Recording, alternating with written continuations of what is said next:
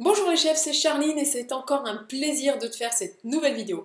C'est un plaisir de t'aider au quotidien dans ta cuisine, à trouver des idées, à faire des bons repas qui sont super bons au quotidien, qui plaisent à ta famille. Et ça, je dirais que c'est très très important. C'est vrai que c'est difficile de se mettre dans cet état d'esprit, de se dire il faut que je vais me faire plaisir à cuisiner plutôt, de s'imaginer au fourneau, à faire un bon petit plat, à acheter des bons ingrédients, à bien l'assaisonner, à découvrir les réactions des membres de ta famille qui discutent, même si tu, par exemple, t'es tout seul à manger, eh bien n'hésite pas à autocritiquer ton plat, à dire ah oui, ça c'est bon, ça c'était moins bon, la prochaine fois je ferai comme ça, et voilà, comme ça c'est le plaisir de faire et le plaisir de déguster, et si tu as toute ta famille, eh ben n'hésite pas aussi à les faire participer, leur dire bah voilà quel goût tu aimes, quel goût tu aimes pas, pourquoi, c'est quel goût, c'est le sucré, c'est le salé, c'est la mer, c'est l'acide.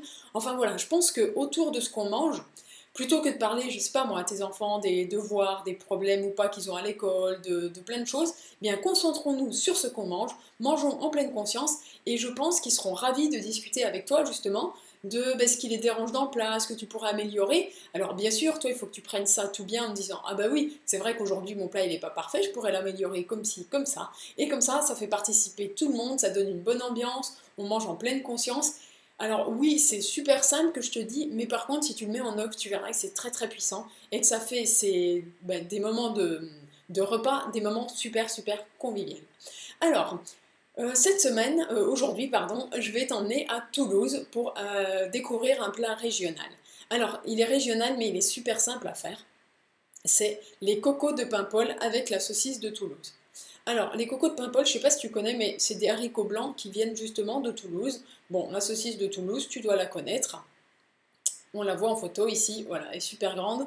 Il me semble qu'elle n'est pas fumée, je suis pas sûre de si je dis des bêtises ou pas, mais il me semble qu'elle n'est pas fumée, contrairement aux saucisses par exemple de Montbéliard ou de Morteau. Alors, je ne vais pas reparler trop longtemps de cette recette, puisque c'est un peu le même principe si tu veux que les lentilles à la saucisse. Tu vois qu'ici on fait tout revenir. Les cocos de Paimpol, eh ben, si tu connais pas la durée de cuisson, regarde sur le paquet et essaie de cuire les cocos plus la saucisse.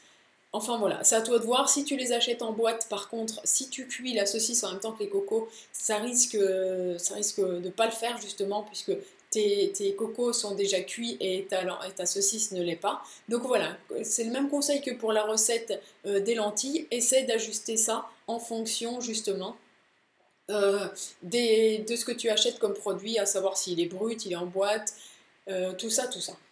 Donc voilà, encore une recette simple aujourd'hui, mais qui met à l'honneur la région toulousaine.